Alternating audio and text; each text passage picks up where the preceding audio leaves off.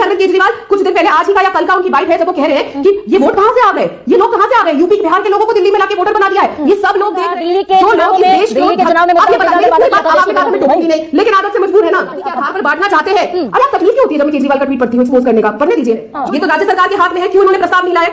क्यों अरविंद केजरीवाल 10 साल से ये लिखते आ रहे हैं कि जाट नॉन जाट में दिल्ली को मत बांटिए? दिल्ली की जनता जानना चाहती है ना। जब वादा किया गया था, पूछते कि जाट बेवकूफ है। जब वादा किया गया था कि आप मुझे बताइए, क्या राधिका हरियाणा में क्या बचा गया? और 2013 में जो हमारा चेहरा तो कोई जाट नहीं चल गया, हमारा चेहरा कब्जे में, जाटों को बांटना बंद करिए। जाट आपसे आरक्षण, जाट आपसे बंटना नहीं चाहते। हरियाणा पर आइए, आज आप कराइए, कोई फर्क नहीं पड़ेगा। आप जितना जाटों को बांटने की कोशिश करेंगे, वो उतना एक होकर भारतीय जनता पार्टी छोड़ देंगे। आप ना केजरीवाल जैसी होइए, अपनी बात पे नहीं टिकती है, मैं टोकूंगी नहीं, आप टोक देती है। बच्चों के हाथ आप ही वही कर रही है। जिनको अभी लोकसभा में वोट डाल के आए, वही सोनिया गांधी जो देश की सबसे करप्ट महिला है, वही शीला दीक्षित सबसे करप्ट है, उन्हीं की पार्टी के उन्हीं के कैंडिडेट को अरविंद केजरीवाल ने वोट दिया, जिनका वोट शेयर। जय श्री राम दोस्तों, कैसे आप? आई होप सारे स्वस्थ होंगे और मस्त होंगे। तो आज की डिबेट काफी मजेदार होने वाली है और डिबेट में तो आप देखो तभी आपको पता लगे। तो शुरू करता हूं।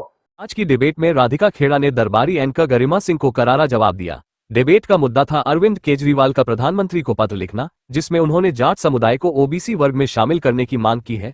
राधिका खेड़ा ने कहा कि यह केजरीवाल का एक और राजनीतिक स्टंट है, जिसका मकसद जाट समुदाय को लुभाना है। अगर केजरीवाल को जाटों की इतनी ही फिक्र थी तो पिछले 11 साल से उनकी सरकार है, तब उन्हें जाट समुदाय की याद नहीं आई। क्योंकि अब दिल्ली में चुनाव है, इसलिए उनका यह एक और चुनावी ड्रामा के अलावा और कुछ नहीं है। गरिमा सिंह ने राधिका खेड़ा से सवाल पूछा कि क्या केजरीवाल के इस कदम से बीजेपी को नुकसान होगा, क्योंकि पिछले 2 चुनावों में जाट समुदाय बीजेपी से नाराज चल रहा है। राधिका खेड़ा ने इसका जवाब देते हुए कहा कि बीजेपी को इस मुद्दे से कोई नुकसान नहीं होगा, क्योंकि पार्टी ने हमेशा जाट समुदाय के हितों का ध्यान रखा है, और अगर ऐसा नहीं होता तो तीसरी बार हरियाणा में हमारी सरकार नहीं आती। और फिर केजरीवाल के जाटों को लेकर दिए गए कुछ पुराने ट्वीट पढ़ने शुरू किए, जिसको लेकर दरबारी एंकर गरिमा सिंह अपनी आदत के अनुसार बीच में टोका टाकी करने लगी। पर राधिका खेड़ा ने इस दरबारी एंकर को ऐसी पटकनी मारी कि यह चारों खाने चित हो गई। शायद इसने सोचा भी नहीं था कि राधिका खेड़ा इसके लिए कुछ ऐसे शब्दों का प्रयोग करेगी जिन शब्दों को लेकर इसको शर्मिंदा होना पड़ेगा। डिबेट के आखिरी हिस्से में राधिका खेड़ा ने इस दरबारी एंकर को कुछ ऐसा बोल दिया कि इस दरबारी एंकर को उसका जवाब देते नहीं बना, और फिर यह डिबेट को दूसरे प्रवक्ता की तरफ ले गई। इसको पता था अगर मैंने थोड़ा और राधिका खेड़ा को छेड़ा तो ये डिबेट में मेरी इज्जत उतार कर रख देगी। तो देखते हैं इस डिबेट को कि डिबेट के आखिरी हिस्से में राधिका खेड़ा ने इस दरबारी एंकर को ऐसा क्या बोल दिया जिसको सुनकर यह अपने आप को असहाय से महसूस करने लगी और डिबेट छोड़ भाग खड़ी हुई। तो शुरू करते हैं इस धमाकेदार डिबेट। खेड़ा, ऐसे में दिल्ली के जाट तो बिगड़े हुए हैं बीजेपी से, ये तो पिछले 2 बार के चुनाव ने बता दिया, 15 में और 20 में सुपड़ा साफ हो गया जाट बहुल सीटों पर बीजेपी का। और एक कहावत भी है, जिसके बिगड़ गए जाट उसकी खड़ी हो गई खाड़। मेरा पहला सवाल है केजरीवाल का जाट कार्ड, तो ये 8 सीटें बड़ी क्रूशियल हो गई क्या राधिका खेड़ा? और 8 सीटों पर काबे से 2015 में भी और 2020 में भी आम आदमी पार्टी क्लीन स्वीप करती दिखी, तो जाट बिगड़े हुए तो बीजेपी से दिख रहे हैं पिछले 10 साल में कम से कम। सभी को नमस्कार। देखिए, जाटों को यहाँ पे रिजर्वेशन देना ना देना ये अरविंद केजरीवाल के हाथ में था। 10 साल से क्या वो सो रहे थे, कुंभकर्णी नींद में थे कि कैसी नींद में थे? देखिए, यहाँ पे आप जाटों की बात कर रहे हैं और यहाँ पे उनके प्रवक्ता ने ये तक कहा कि हर दिल्ली का नागरिक उन्होंने अपना बेटा भाई क्या क्या समझता है। एक इतिहास में जाते हैं, ज्यादा लंबे नहीं, 10 साल का इतिहास है। अरविंद केजरीवाल ने अपने खुद के खून पर अपने बच्चे, अपने ही खुद के बच्चों के सर पे हाथ रख के कसम खाई थी कि वो कांग्रेस से गठबंधन नहीं करेंगे, वो कभी गाड़ी नहीं लेंगे, बंगला नहीं लेंगे और राजनीति में नहीं आएंगे।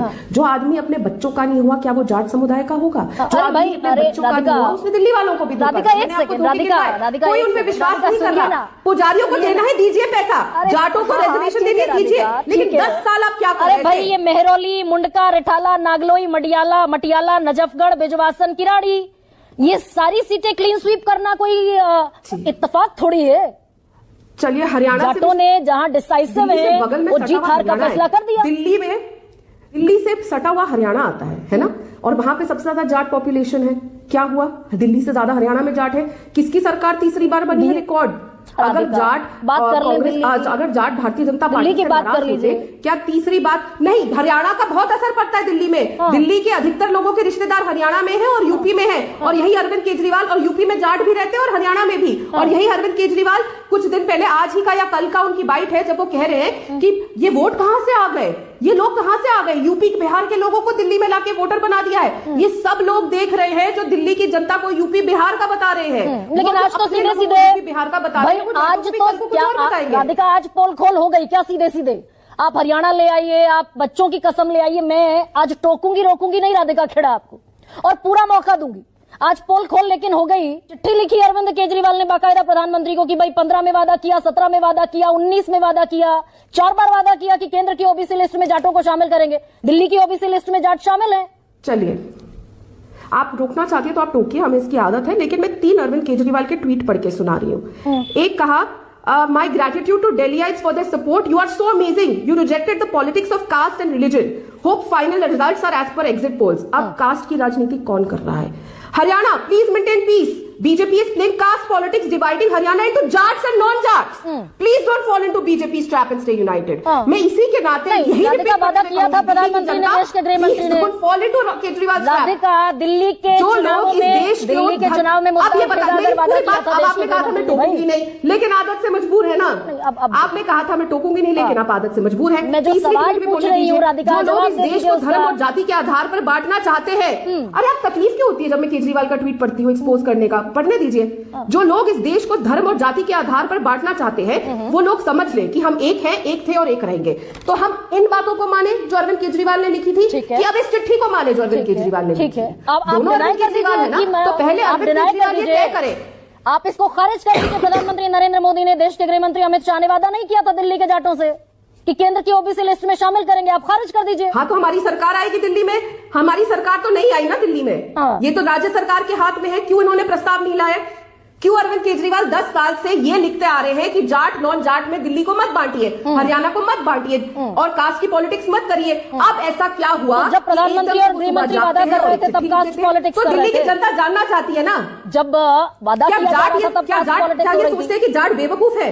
जब वादा किया गया था कि केंद्र की ओबीसी लिस्ट में डालेंगे, तब जाटों के नाम पर बीजेपी पॉलिटिक्स कर रही थी।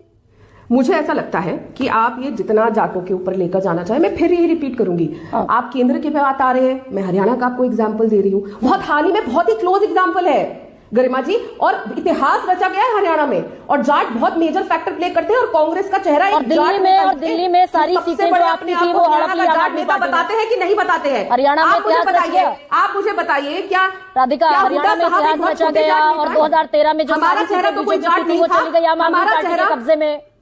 ये भी तो हुआ ना गरिमा जी। देश की जनता ना, देश की जनता जाट नॉन जाट पे वोट नहीं देती। अगर ऐसा होता तो हरियाणा में एक नॉन जाट मुख्यमंत्री नहीं आता, जिसने दोबारा वहां पे सरकार बनाई। बदलना पड़ा ना, 9 साल बनाया था। तो ये जाटों को बांटना बंद करिए।